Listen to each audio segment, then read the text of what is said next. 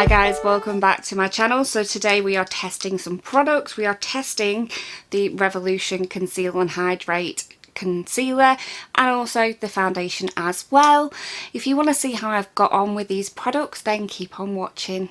So I've already done my eyeshadow and my eyes, so let's get on to testing these products. I'm not 100% sure I've bought the right colours just because I was struggling to find a colour match in the shop. They didn't have any testers of the concealer, so I'm not 100% sure that I've picked the right colours. I've gone with 0.5 for the concealer, and for the foundation I went for 2. So C 0.5 and F2. Yeah, I was an F1 in the conceal and define, but I'm not that pale anymore, so I thought I'd go with F2, but I'm still not 100% sure if that's right. Let's just buff this in and see what it's like. All my concealer brushes have got pink on them, so that's always good. It's not that bad actually. Obviously it's not the same colour as my skin. It's a little bit too pink, I think, for my skin tone. I probably could have done with a more yellow base.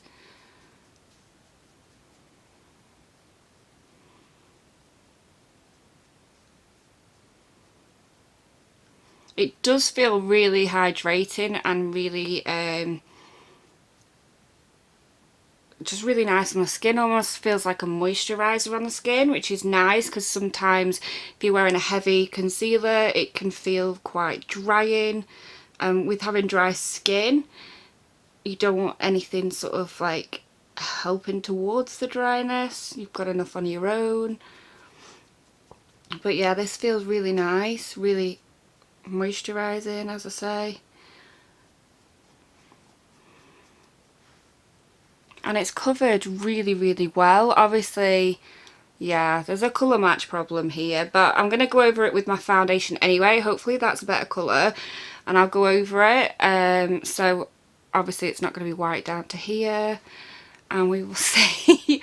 But yeah, so far the actual product itself I'm really impressed with. I really like it. It seems to have covered really well, and it's got a nice sheen to it, which I like as well. But let's get some primer on. I've not done primer, have I? What primer shall I do? So we're going to go with this one, which is another Revolution product. It's the Revolution Pro Hydra Matte Primer, and I do really like this primer. And I know it works well with my skin, so I'll know, you know, if there's a problem it's the foundation, it's not the primer, because it's one that I know and like.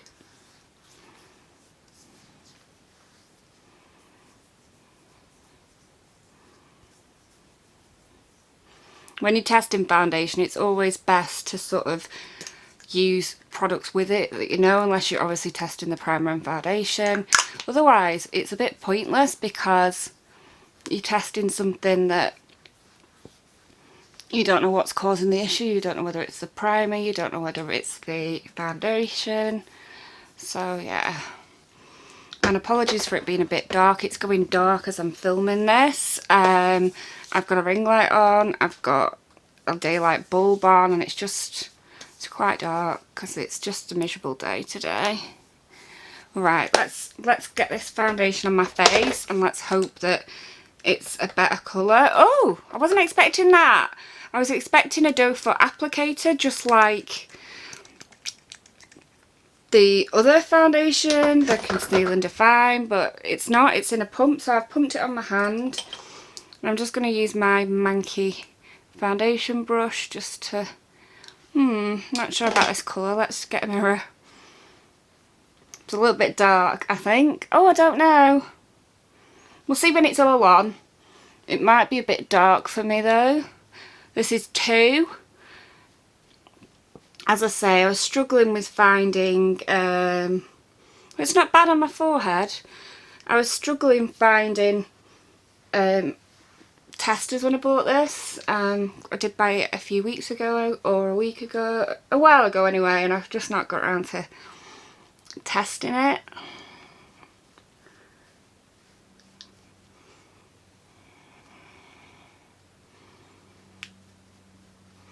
First impressions are it's a lot more coverage than I usually like. I've put a bit much on because I didn't realise how full coverage it would be. I usually use a Primark one is my go-to at the moment. It's the Glow foundation, and it is more of a sort of medium rather than full coverage.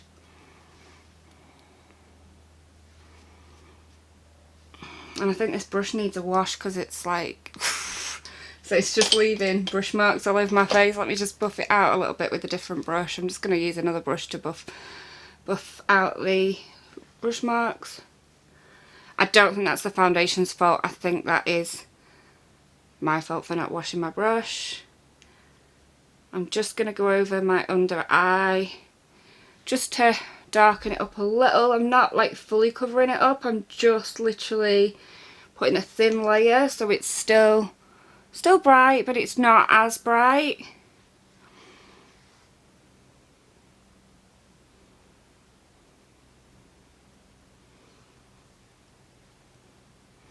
That's much better now.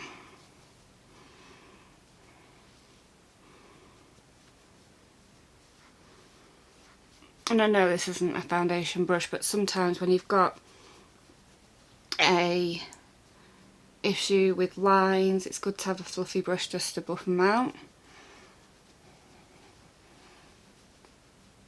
And there's no rules with makeup.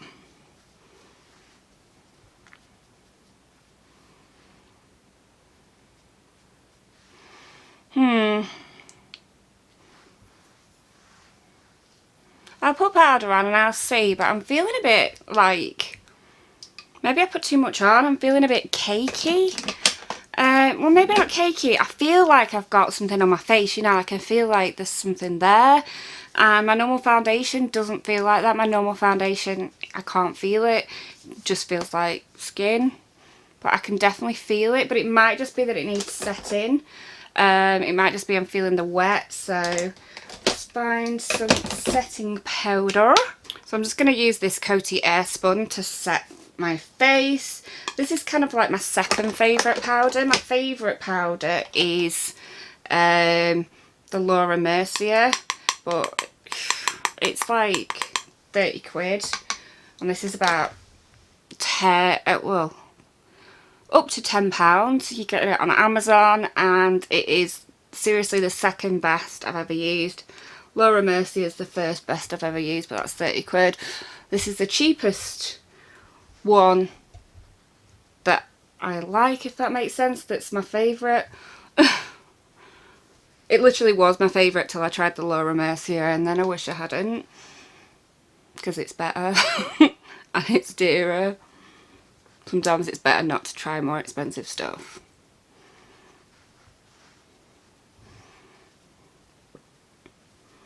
Like, although I do have dry skin, I always powder, but I don't put a lot on, and I use like a sort of loose brush so it's not like, you know, proper caking it on. It stops it going cakey, and also it stops it feeling too dry. But I've got to put something on. I don't like the feeling of foundation on my face. It doesn't kind of set, and it stays kind of sticky if I don't put anything on. So yeah, I always have to put at least, you know, a small amount of powder on. But yeah, so far so good. I think it looks flawless. It's really made my skin look flawless. It looks lovely. It doesn't feel dry, but it feels more foundation than I'm used to. It's something I'd probably wear on a night out rather than during the day, because it feels just a bit thicker than I'd like. However, you know, as I say, I would wear it on a night out because I generally wear a bit more full coverage on a night out. So yeah, what I'm going to do, I'm going to finish off my face and then I'll come back and I'll mull it over while I'm finishing off my face. I'll come back and I'll give you my final verdict. Okay, so this is the finished look. I must say I'm not 100% convinced by this foundation. It was rather thick, which is not something that I like so much, and I do feel it's brought out my lines a lot more than the foundation I do use. I think once you start to get a bit older, you do need a sort of more medium coverage rather than a full coverage, because your pores, your lines, they all sort of show up a little bit more when you wear strong, you know, thick foundation. I'm just going to zoom you in so you can see what we're dealing with. So as you can see, I mean, I'm not saying that I never have lines under my eyes, I always do, but I just feel like they're really sort of obvious. And then, I don't know whether you'll see on my face, there's a lot of sort of pores showing. It's kind of settled into the pores despite putting primer on, which it doesn't normally. My normal foundation does not do that normally. As I say, I usually use the Glow foundation from Primark, and it is a more medium coverage. But I do feel like my smile lines are sort of worse than normal. I just feel like all my lines are worse than normal. But apart from that, it has covered really, really well. I do have a lot of redness in my face, and it has covered that really, really well. It is a good full coverage foundation and concealer. I just feel like it's not right for my skin type. I was hoping it would be, with it being obviously Hydrate. To me, it doesn't feel very hydrating at all. The concealer did when I put it on, but now it feels like a thick layer on top of my skin. The same with the foundation, it feels like a thick layer on top of my skin, and I'm used to something that kind of sort of almost meshes with my skin, doesn't sort of stop it breathing, if that makes sense. So I'm not going to say that it's a bad foundation, because it's not the kind I normally have, or the kind I prefer. What I'm going to say is I probably would use it again, and I will probably use it up just to use it up, because it's not awful. It's just not my favourite. And that is just my opinion. That is just, you know, my skin. It may be that my skin is flaring up a bit at the minute. I don't think, you know, I hadn't noticed that it was, but maybe it's a bit drier than normal at the minute. I mean, it is evening, so it does get drier throughout the day, so maybe that's got something to do with it.